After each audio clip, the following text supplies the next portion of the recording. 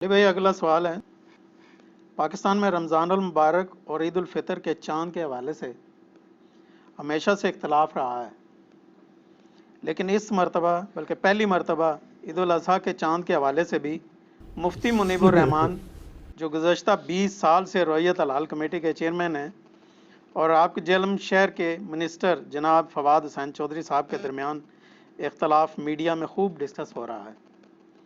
Please اس حوالے سے بھی پاکستانی عوام کو ایجوکیٹ کیجیے گا۔ دیکھیں جی، یہ بنیادی ذمہ داری تو پرائم منسٹر آف پاکستان کی ہے کہ یہ جو تماشا لگا ہوا ہے اور ہماری جو عبادات جس کے ساتھ جڑی ہوئی ہیں اس میں آپ نے 15 کروڑ عوام کم از کم، اس سے زیادہ ہی بلکہ مسلمان ہوں گے، 20 کروڑ کے قریب تو ہوں گے 22 کروڑ میں سے، ان کو آپ نے سسپینڈڈ پوزیشن میں کر دیا ہے کہ یار اب یہ بہت بڑا مسئلہ ہے، کوئی چھوٹی چیز تو نہیں ہے۔ اگر 9 ذوالحجہ والے دن 10 ذوالحجہ ہے اور 10 والے دن 9 ہے تو قربانی کا کیا بنے گا؟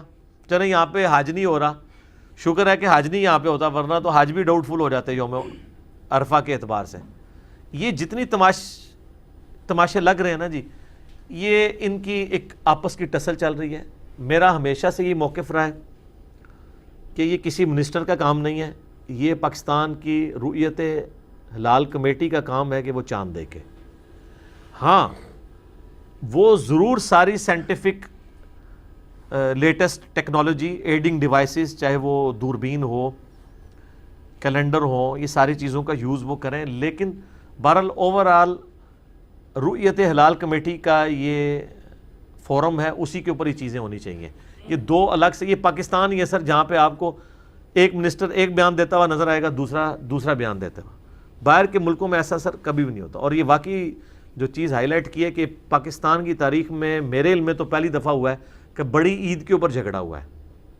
ابھی تک رمضان اور چھوٹی عید پہ جھگڑا ہوتا تھا، وہ بھی ایک مولانا تھے پوپل زئی صاحب، میرا خیال ہے انہوں نے اب خلافت آگے ٹرانسفر کر دی ہے فواد چودھری صاحب کو، کیونکہ اب وہ نہیں سامنے ان کو کوئی بیانات آتے۔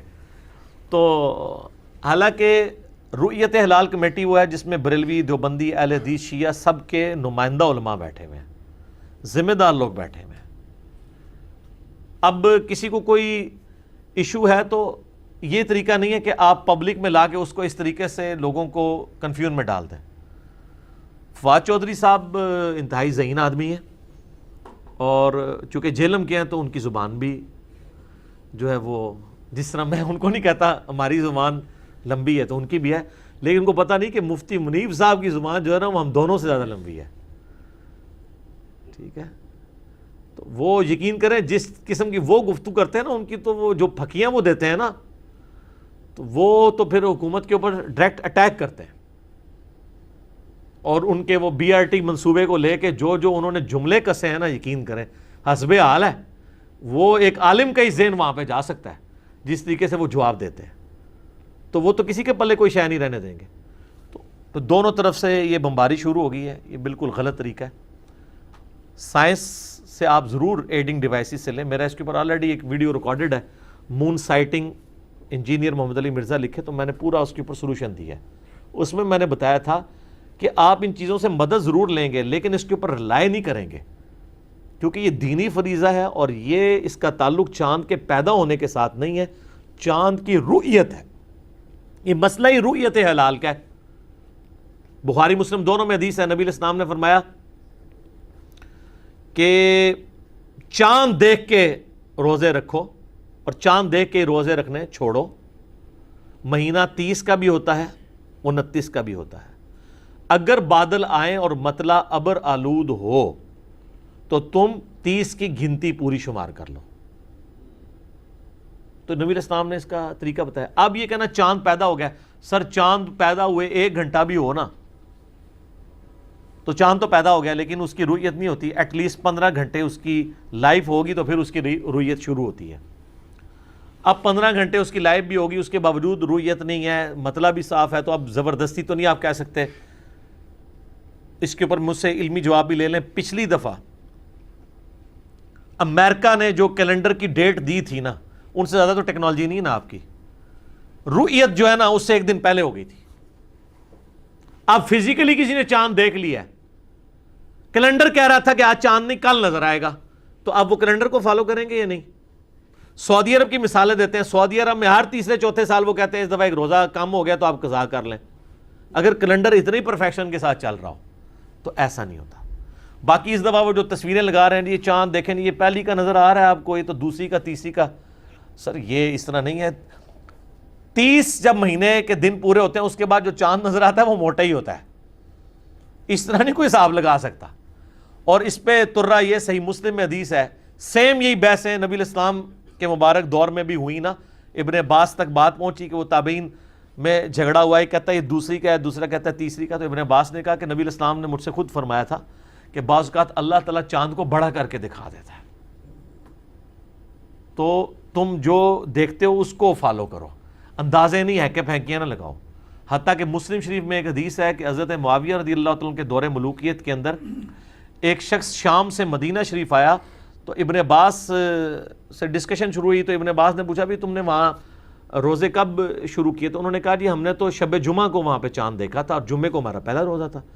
تو ابن عباس نے کہا واللہ کیا ایسے ہی تھا؟ انہوں نے کہا ہاں ایسے ہی تھا. تو انہوں نے کہا ہم نے تو مدینہ شریف میں جو ہے وہ جمعے والے دن چاند دیکھا ہے اور ہفتے کو ہمارا پہلا روزہ تھا, یعنی شب ہفتہ کو دیکھا.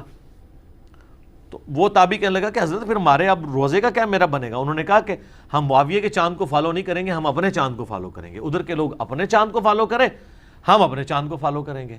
اچھا دونوں نے چاند دیکھا ہے, اندازہ نہیں مقرر کیا. تو اس کا مطلب ہے کہ شام میں, چونکہ اس وقت دارالحکومت شام میں شفٹ ہوا تھا, شام کے اندر چاند مکہ مدینے سے بھی ایک دن پہلے نظر آ گیا تھا. صحیح مسلم میں حدیث موجود ہے. تو یہ جو لوگ کہتے ہیں سعودیہ کے ساتھ کریں, سعودیہ کے ساتھ کریں, تو یہ تو ان کو کہنا چاہیے شام کے ساتھ کریں. اور یورپ کے بھی بعض علاقے ہیں جہاں پہ پہلے نظر آ سکتا ہے. یہ سعودیہ کے ساتھ کرنے والا معاملہ نہیں ہے, آپ نے چاند دیکھ کے کرنا ہے. اور یہ جو حدیث ہے مسلم شریف کی, اس کے اوپر امام نووی نے باب باندھا ہے کہ اس کے اوپر اتفاق ہے کہ ہر علاقے کی اپنی رویت کا اعتبار ہوگا. اسی حدیث کے اوپر امام ترمذی نے بھی باب باندھا ہے کہ ہر علاقے کی اپنی رویت کا اعتبار ہوگا, ایک علاقے کی رویت دوسرے کو کفایت نہیں کرے گی. الاستذکار کتاب امام ابن عبد البر کی ہے, اندلس میں بہت بڑے اسپین کے اندر وہ امام تھے اہل سنت کے. انہوں نے اس کتاب میں اس حدیث کے اوپر باقاعدہ لکھا ہے کہ اس پہ اجماع ہے کہ اندلس کی رویت خراسان کے لیے کفایت نہیں کرے گی. اندلس اسپین میں تھا, یورپ, اور یہ ایشیا میں خراسان افغانستان, یہ سارا مسلمانوں کے پاس تھا سلطنت عباسیہ کے دور میں. یعنی کدھر سے دنیا شروع ہو گئی کدھر تک. تو وہ کہتے تھے اس پہ اجماع ہے کہ وہ چاند ان کے لیے کفایت نہیں کرے گا. تو لہٰذا جو لوگ کہتے ہیں نہیں پوری دنیا میں اگر ایک خلافت قائم ہو جائے پھر خلیفہ اناؤنس کرے گا تو سب کو عید کرنی پڑے گی, سر یہ تو پہلے ہو چکا ہے. اور علماء نے اس زمانے میں باقاعدہ اس کے اوپر اپنے اوپینین احادیث کی روشنی میں دے دیے ہیں. ہاں جدید سائنٹیفک چیزیں جو ہیں وہ آپ آج کے علم کے مطابق دیکھیں گے, لیکن جو دین کے احکامات اسٹیبلش ہیں, نبی الاسلام کا واضح حکم ہے کہ ہر علاقے کی رویت کا اپنا اعتبار ہوگا, وہ اسی طریقے سے رہے گا, وہ اس کو آپ چینج نہیں کر سکتے. نہ اسلام کو یہ مطلوب ہے. اور یہ اس کے اوپر جھگڑا نہیں بنانا چاہیے, ایک دن کا ہی فرق پڑتا ہے نا, ایک سے زیادہ تو کبھی بھی فرق نہیں پڑا.